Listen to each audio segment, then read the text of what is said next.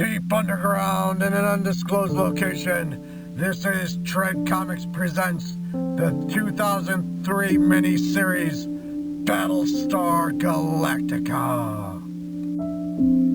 Battlestar Galactica is a 3-hour miniseries starring Edward James Olmos and Mary McDonnell, written and produced by Ronald D and directed by Michael Rymer. It was the first part of the Battlestar Galactica remake based on the 1978 Battlestar Galactica television series and served as a backdoor pilot for the 2004 television series. The miniseries originally aired on the Sci Fi Channel in the United States starting on December 8, 2003. The two-part of the miniseries attracted 3.9 and 4.5 million viewers, making the miniseries the third most watched program on Syfy. After a 40-year armistice in the war between the 12 colonies, the homeworlds populated by humans, and the Cylons, human-created robots, the Cylons launch a surprise nuclear attack intending to exterminate the human race. Virtually all the population of the 12 colonies is wiped out. Most of the colony military is either rendered inefficient or destroyed due to malware in the military computer network that renders it vulnerable to cyber attacks. The malware is introduced by Number 6, played by Trisha Helfer, a Cylon in the form of a human woman who seduces the famous scientist Dr. Baltar and exploits their relationship to gain access codes under the cover of an inside contract bid. The Battlestar Galactica, itself a hybrid battleship aircraft carrier in space that fought in the earlier wars, is in the final stages of being decommissioned and converted into a museum when the attack occurs. During her decades of colonial service, the Galactica's computer systems have never been networked, so the Galactica is unaffected by the Cylon sabotage. Its commander, William Adama, played by Edward James Olmos, assumes command of the few remaining elements of the human fleet. He heads for Ragnar Anchorage, a military armory station where Galactica can resupply itself with weaponry and essential supplies. Secretary of Education Laura Roslin, played by Mary McDonnell, who was aboard the Galactica attending a decommissioning ceremony on behalf of the colony government when the attack begins, is sworn in as the new president of the 12 colonies after it is confirmed that the president and most of the government has been killed. Roslin is 43rd in line of successorship. The government starship carrying her, the Colonial One, managed to assemble a group of surviving civilian ships. During the attack, Galactica's Viper Mk-7 squadron, escorted by Colonial Raptor shuttle from the Galactica, encounters a group of 2 Cylon raiders. Although thought to be piloted, they turn out to be pilotless and are able to transmit the Cylon virus, thus disabling the Vipers before they are finished by missiles. Meanwhile, the Raptor tries to escape, but is damaged in the process and forced to land briefly for repairs on the 12 colonies' capital world of Capria, along with 2-person crew, Sharon Valerie, callsign Boomer, played by Grace Patrick, and Carl C. Agathon, callsign Hilo, who later offered to evacuate a small group of survivors.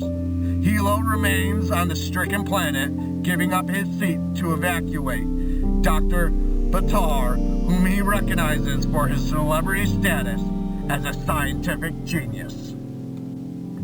During these events, Admana is reunited with his estranged son, Captain Lee Admana, callsign Apollo, played by Jamie Bamber, a Viper pilot who is scheduled to take part in the Galactica decommissioning ceremony. When the Cylons attack, Apollo is escorting Colonial 1 back to Capria, where he saves the ship from a Cylon missile attack. Apollo aids Rosalind's effort to assemble a civilian fleet, but refuses his father's order to travel to Ragnar immediately. As Part 1 closes out, Colonial 1, her fleet, Rosalind, and Apollo are apparently killed in a Cylon nuclear strike. While Colonial 1 is believed to have been destroyed, it is revealed that thanks to Apollo's tactical genius, the ship and her small fleet have escaped destruction. Rosalind decides to gather all the civilian ships she can find and form a fleet to escort the surviving civilians to safety. Rosalind's efforts are aided by Boomer, whose Raptor is picked up by the Colonial 1 after departing Capria. Using Boomer's Raptor's faster-than-light FTL jump drive to expedite matters, Rosalind is able to gather a significant fleet of civilian ships. After the fleet gathers, however, a Cylon raider locates it and jumps away to gather reinforcements. Apollo urges that they must jump immediately to Ragnar Anchorage to meet up with Galactica for safety, despite the fact that many of the ships lack FTL drives. Rosalind reluctantly agrees to Apollo's proposal, privately admitting to her assistant, Billy Kikia, played by Paul Campbell, that she has been diagnosed with terminal cancer. As the FTL-capable ships jump away, a squadron of Cylon raiders arrive and destroy the remaining ships with a missile attack. Galactica is able to jump to safety to Ragnar Anchorage to resupply when their crew meets Leoben Kanoi, an arms dealer with a noticeable sick appearance. While examining the station, Admana and Leoben get cut off from the rest of the crew by accident and must make their way back alone. As Leoben's physical condition worsens, he shows sympathy towards the Cylons, drawing Admana's suspicions. Eventually it is revealed that Leoben himself is a Cylon. The storm surrounding the Anchorage gives off a radiation that is destructive to Cylon's silicate circuitry, which is why the colonies had chosen this location in the first place. Leoben attacks Admana, but Admana is able to club Leoben to death with a flashlight and returns to Galactica with Leoben's body for autopsy. As the civilian fleet joins the Galactica at Ragnar, President Rosalind appoints Dr. Baltar, who has not disclosed his subordinating by the Cylons, as one of her scientific advisors to combat the Cylons. Number 6 reveals herself to Baltar in a hallucinatory form while attempting to direct his behavior.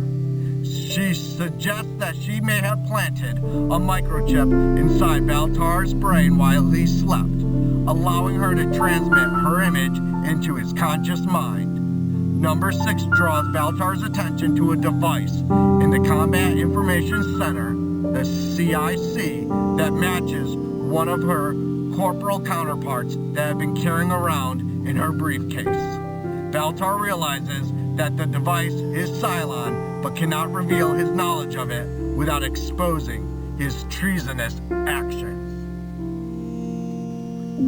After Admana returns to Galactica with Leoben's body, the fact that the Cylons have taken on human form becomes known to the command crew and by extension Baltar as the new expert on Cylons. Deciding he needs to expose someone as a Cylon to get the device removed, Baltar chooses to target Aaron Doral, played by Matthew Bennett.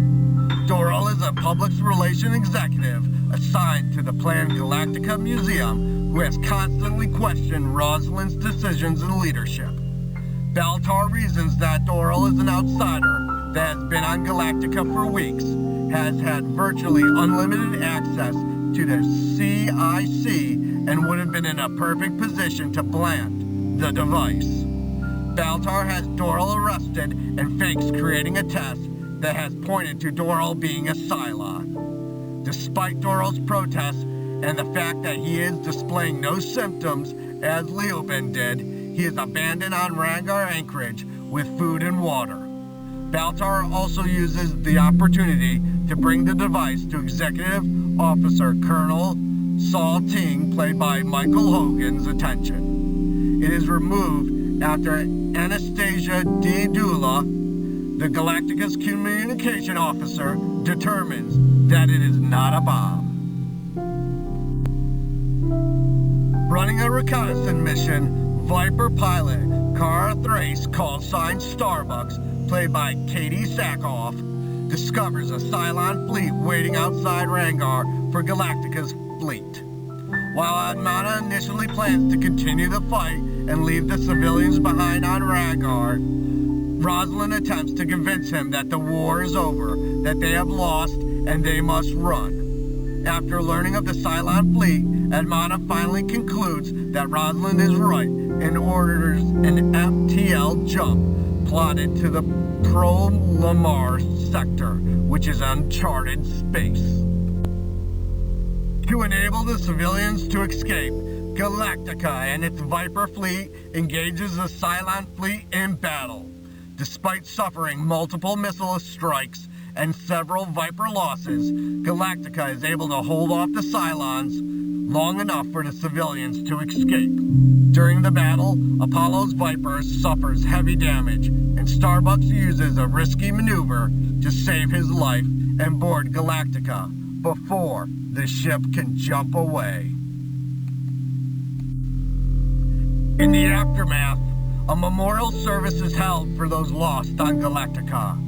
Noticing the crew's depressed state, Admana reminds them that there is a legendary 13th tribe of Kabul somewhere out there in the universe, and that its 13th tribe settled on a planet called Earth. While Earth is considered a myth, Admana claims to know where it is and promises to lead the fleet to Earth as their new home. Afterwards, Admana is confronted by Rosalind, who knows that he lied. Admana admits this, stating that he did it to give people hope and a reason to continue to live. The two are able to come to an agreement where Rosalind controls the civilian part of the fleet, and Admana is in charge of its military. Admana later finds a note in his quarters stating that, quote-unquote, there are only 12 Cylon models. This is implied to have been left by Baltar, who was told exactly the same thing by Number 6 on Capria. Number 6 tells Baltar that the human race has only been granted a reprieve and states that the Cylons will eventually find and destroy them. Number 6 reminds Baltar that they are very likely other Cylon agents within the fleet waiting to strike. Number 6 reveals that some of these agents might not know they are Cylons at all. Instead, these Cylons will be sleeper agents, programmed to believe they are human until they are activated to carry out their mission. After the human fleet leaves, the Cylons board Ragnar Anchorage, where a visibly ill Doral remains. The arriving Cylons include several copies of Leoben in Number 6 and a second copy of Doral as well, confirming his identity as a Cylon. Doral tells the other Cylons that the humans have left, but he has no ideas where they went. As the other Cylons discuss how long it will take them to hunt down the human fleet, another Cylon joins them, assuring the Cylons they will do whatever it takes to find them. The new Cylon is revealed to be identical to Boomer, revealing that Boomer is secretly a Cylon agent. None of the previous attempts to remake or continue the story of Battlestar Galactica by Tom DeSanto, Bryan Singer, and the original series star Richard Hatch were successful. From the mid-1990s onward, actor Richard Hatch, Captain Apollo from the original version of the series, made numerous efforts to revive the series, including co-writing several novels a comic book series, and even went as far to produce a spoof of concept trailer called The Second Coming. Hatch's campaigns were based on the continuation of the original series, set several years after the final episode. DeSanto and Singer's planned version, which actually went into pre-production before being delayed and then scrapped following the events of the 9/11 terrorist attacks on New York on 2001, was also in continuation, set some 25 years after the original series.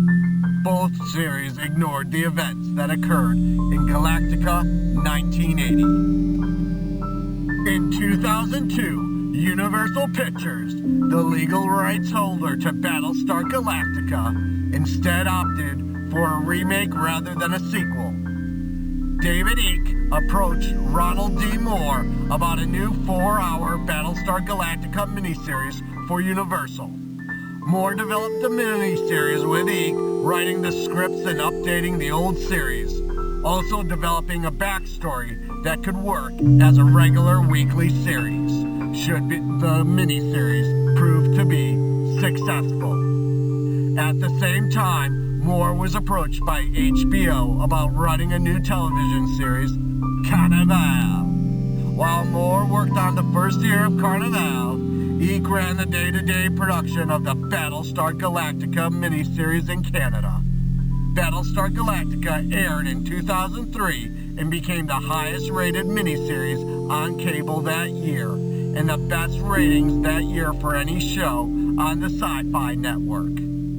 After Carnival reached its end of its first season, and the Sci-Fi Channel ordered a 13-episode weekly series of Battlestar Galactica, Moore left Carnival to assume a full-time executive producer role on Battlestar Galactica.